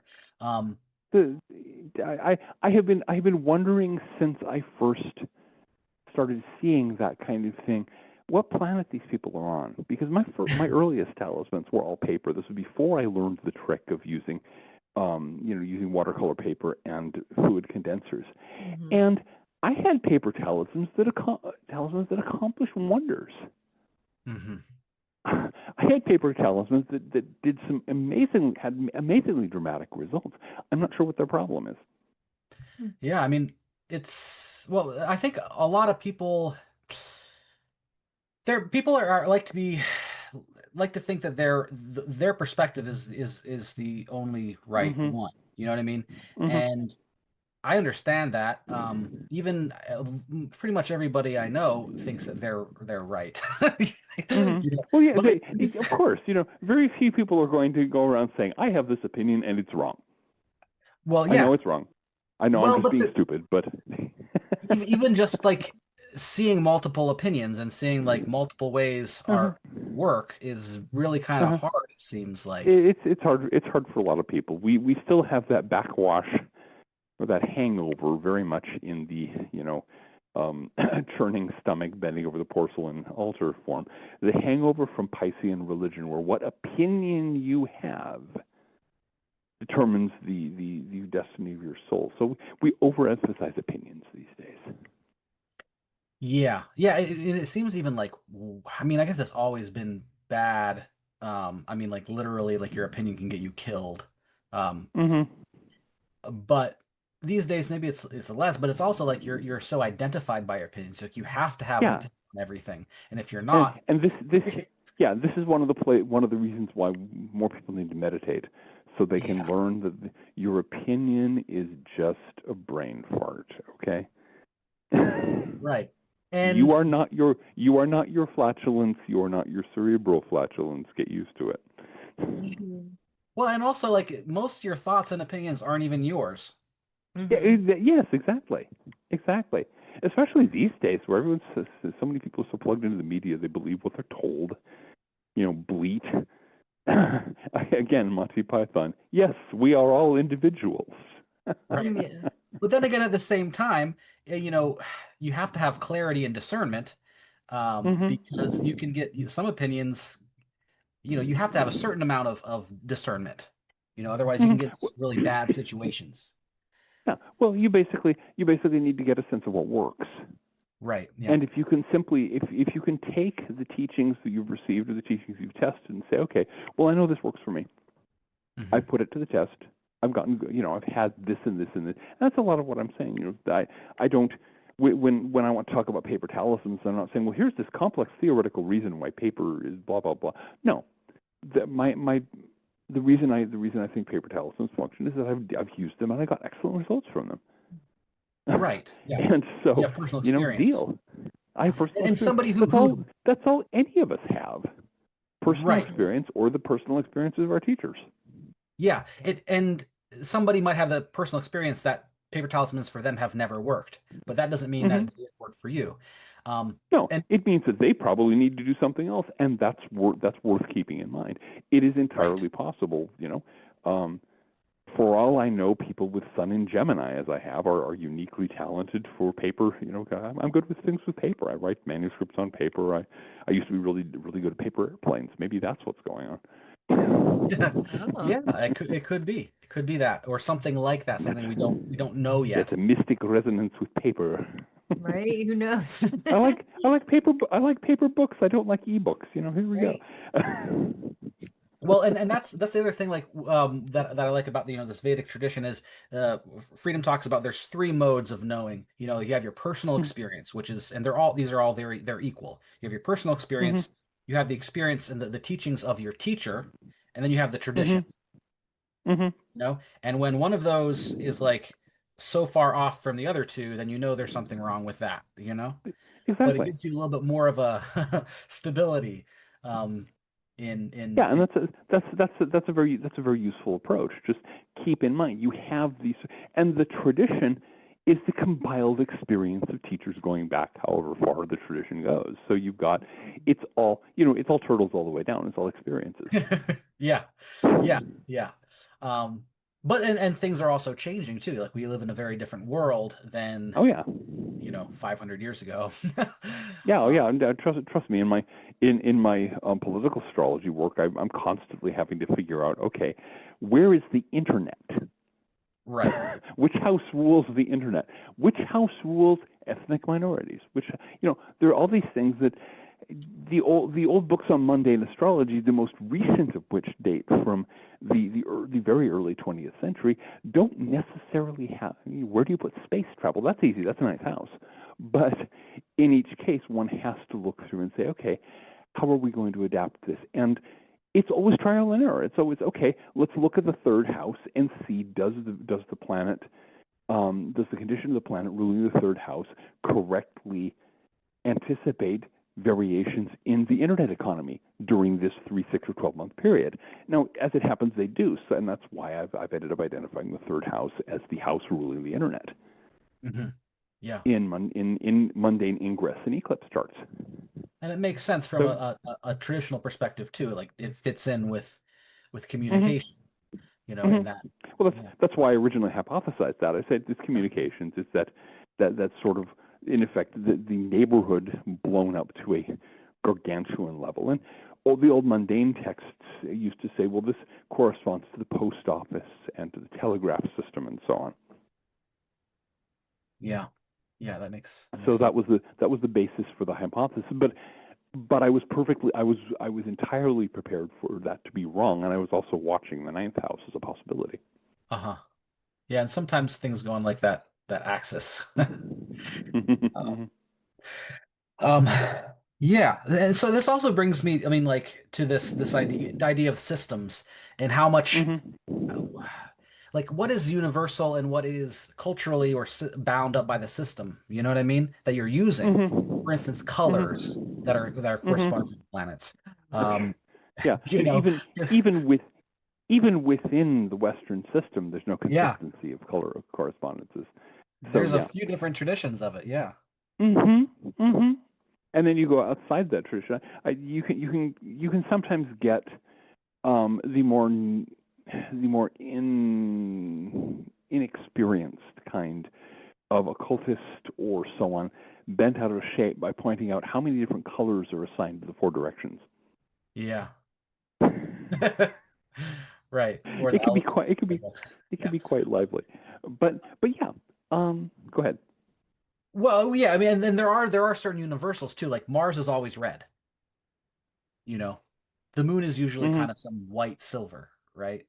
The sun is usually like Except this except yellow. where the moon is blue or violet. Yeah. But still it's kind of silvery, kind of purple. Yeah. But More or less, but still, no. Mars kind of gets away with it because if you see Mars in the sky, there he is, red, yeah. beaming Yeah. down red light at you. It's kind of hard to miss. Right. But even so, I would not be in the least surprised to find that somebody had made Mars steel gray or something like that. Yeah. Uh-huh. like a sword. But it also seems Yeah, like exactly. there are some things that are potentially universal. But I mean, that's also Hmm. one reason I'm like trying to study as many like study from different systems. Like, is there something that is universal, or is it really all just A, system dependent? well, the thing that I have noticed, and this is something that has fascinated me, There have been several points where I've done a blog post on some aspect of mundane astrology, and one or another person who has a background in Vedic astrology has said, "Oh, that's really interesting because, you know, the system, completely different logic, completely different placements. You've got your zodiacal signs differently assigned to the heavens, for example, and yet the predictions are the same." Yeah, right. That is fascinating. Yeah. Yeah. So there's clearly whatever is going on here. That I would love someday. I have not yet met anybody who is a master of the system, but we now know, especially after the decipherment of the Mayan hieroglyphs, we know enough about the old Mesoamerican astrology that it should be possible to make mundane predictions. They did a lot of mundane astrology in that system. And it's a totally different system. It's totally unrelated to the old world systems. Right. You've got these completely different cycles. I have my hypothesis is that if somebody who happens to be good at the Mayan system were to cast a mundane chart for, say, the upcoming Libra ingress of the United States, all of the details would be different, but their predictions would match mine. Yeah. Right. Yeah, and I see that has happened often enough.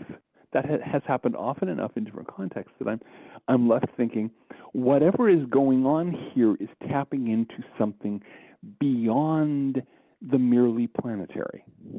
Yeah. That there is a depth or a height here that is flowing through these planetary signals that can be picked up in many different ways, and whether you're using the Vedic zodiac and Vedic rules of planetary meaning, and all the rich complexity of that system, whether you're using the Western mundane astrology the way I do, whether you're calculating the Tzolk'in and so on, or Chinese numerological astrology. That's another one that I have not seen developed in any length, but I know it's quite a rich, complex system. My guess is, again, it would work out about the same. Yeah. Well, yeah, and I do see in natal charts sometimes, like you can you're seeing the same person with different entirely different placements, but like for instance, I've got Uranus in my first house. I'm a kind of an unconventional eccentric fellow. But we don't use Uranus in Vedic astrology, but yet my Rahu is very strongly placed, which is basically the same, has almost all the same connotations as Uranus. So it's like that kind of stuff. It really does happen. And then the way that I've been thinking about it is in terms of language. Like Jeffrey Cornelius kind of talks about like this. The astrology is this language of divination, and like you've talked about like seeing it as an art medium, because there is some object out there. We can't see it clearly. You know what I mean? Like it's always mediated by our senses. In the same way that it's always mediated by the language that we use in the system. But I guess it's like maybe there isn't universals within the systems, but yet they can talk about something that is universal. Yeah. Well, yeah, it's just it's to use the metaphor that I like using fairly often. We have three Europeans having a discussion about a four-legged animal that's barking at them. Okay, and to one it's a dog, and one is un chien, and to another it's ein Hund. Okay. Yeah. There's nothing in common among these labels, and yet they are talking about the same animal. Right. So in the same way, we're you're looking up at the heavens, and I'm looking up at the heavens, and the this Mesoamerican astrologer is looking up at the heavens, and the Chinese numerological astrologer is looking up at the heavens, and we have completely different names and labels and grammatical structures to interpret what's being said, but it is the same heavens. Yeah. Right. And they're and the heavens even are pointing to like a higher reality. Oh yeah. Again, that's Cornelius Agrippa's thing. The heavens are the middle floor of the three-story building of the cosmos. Right, and that really that's the same in Vedic. There's three lokas, Bhu, Bhuva, Swaha. And the planets, and really most of our remedies are using the deities, the devatas, because sometimes the planets are really they're not like it's not like they're not intelligent, but they kind of just turn on and turn off in a certain way. Yeah. Mm. Whereas the deities are, way more powerful. Oh, yeah, yeah, yeah, yeah, exactly, exactly. And Um, so, you just have to work within the world you have, and within yeah. the worlds you have. You have these capacities to work with natural magic. You have these capacities to work with astrological magic.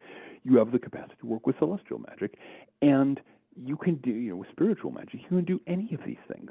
You can do all of them. You can combine them.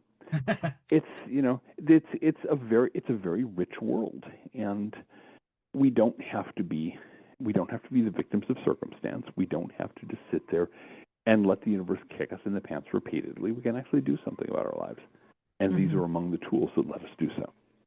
Yeah. Mm. Wonderful. Well, I feel like there's probably always questions we can ask, but we But do I think, only have hey, so much time, and we need to save one or more for our next yeah. our next conversation, which I'm sure will happen down the road a bit. Yeah. Yeah. But in general, for people who, Jupiter is in Cancer right now, so it's a great time to Oh do a yeah, Jupiter election. Not while he's yeah. retrograde, but so No, no, but doing something he'll like be this, turning around soon enough. yeah.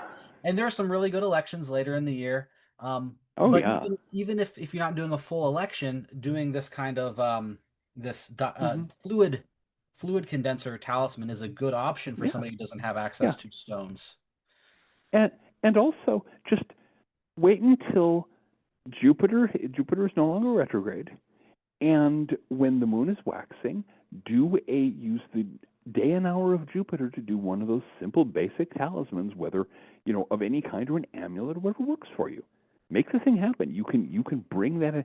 Many of us, I think, need to bring in more of that sort of expansive, generous, jovial energy. We've been Mm. so caught up in bickering. We've been so caught up in people being angry and people being tense and people being Yeah. very Mars and Saturn. Let's Mm. let's that's the pillar of severity has gotten quite an adequate workout. Let's go to the other side for a little while. Let's try to be a little more generous with each other. Let's try to be a little bigger, a little more grand. Yeah, exactly. I think this is a great opportunity for a lot of people who want to. Hmm. Jupiter is the easiest planet to work with, really. I mean, he's the most Oh, benefic. Jupiter. Yeah, Jupiter is everybody's friend. Yeah. But there is one more question I did want to ask you that's related to these themes. Hopefully, it's not too long, but because it does come up, and this is idea, this deconsecration Hmm. of talismans, because sometimes Hmm. somebody can make a talisman that's not the right one, or they made some mistake, Hmm. or they didn't realize that it was negatively impacting their chart. Um, but and some people, you have to break like if you have a stone talisman, you have to smash that up with a hammer or throw it in the And then ocean. scatter it in running water or in the ocean. Yeah, exactly. One of the other great virtues of the paper talisman, the paper talisman soaked in, um, fluid condenser. Get an incense coal going, get it nice and hot, and just put the talisman on it. It will be Mm. reduced to fine ash very quickly. Yeah. Then, once the whole thing is burned and the coal has gone all to white ash, you just rinse the whole thing down the sink with plenty of cold water, and the whole thing is gone. Oh, Nice. first, before you do any of that, though, thank the planet. Yeah. Mm. Let them know that you appreciate their work on your behalf, and that Mm. you're going to be deconsecrating and destroying the talisman. Let them be gracious about it. Mhm. For sure. Yeah. Yeah, exactly. But yeah, but yeah, that's one of the things about that's one of the great things about paper talismans is Yeah. Mhm. that with the fluid condenser to give it extra oomph. But if you need to get rid of the talisman, you can get rid of the talisman. The same thing is true of your basic mojo bag. Mhm. Um, if it contains herbs and things, those can be burnt, or again go to a river or to the ocean to moving water. Open the bag, cast everything into the water, and then leave by a different route than you arrived. Mhm. That's a little hoodoo trick. Would you do that for a talisman or ring or something that was damaged too? It depends on whether I would do divination to see if the talisman ring, etc., was still functioning. Mhm. Okay. Yeah. Okay, if it's just some kind of surface damage, that might not be an issue. If it's no longer functioning, you probably want to do something like that. Yes, Yeah. but again, always thank the spirits. Always maintain cordial relationship with the powers you work with. And just a point of clarification, when you're making your fluid condenser and you're painting your herb tea on it, are you using like a broad stroke to paint the whole paper, or are you painting like a symbol on the paper? Okay, what I do is I take a piece of watercolor paper and I cut it out in a circle. Okay, Mhm. so you can get out of a single sheet of watercolor, you can get quite a collection of talismans. But I draw a circle using a pair of compasses. I cut it out, I set it aside, and then I paint the whole thing, both sides, not a symbol, just the whole thing, paint it with the fluid condenser so it's good and wet. Then I leave it to air dry. And once it's bone dry, then once at the right, the appropriately elected time or the day hour of the planet or whatever, then I use ink and so on to draw and paint the talisman. Yeah. So it has the substance of the fluid condenser in it, but it's bone dry. Yeah. Okay, got it. Thanks. Give it a try. It works. Yeah. And then you also don't have to do that during the actual election. You can just do that anytime. No. It can be a good idea to do that a week earlier at the day and hour of the planet. So, you're doing a talisman of Mars. Okay. So one Tuesday during the hour of Mars, you paint the thing and you have your five Mars herbs and a little bit of dissolved gold in it. And of course it smells like garlic or something like that. Garlic and tobacco, what have you. But you paint it and then you give it a week to get good and dry, turning it regularly so it doesn't mold. And then, a week later, at the appropriate time, hits the election. Mars is directly over your head. Its baleful beams shine down on you. You light it, you burn the incense and say the dreadful incantations, and your talisman goes. Cool. It's awesome. Awesome. Well, yeah, thank you so much, John. This has been an awesome conversation. So glad that you're. Thank you. I've enjoyed it. I always enjoy our conversations. Yeah. Me too. So thank you for being on the show again, and can't wait to talk with you again. Bye, JMG. I'll look forward. Thank you. See ya.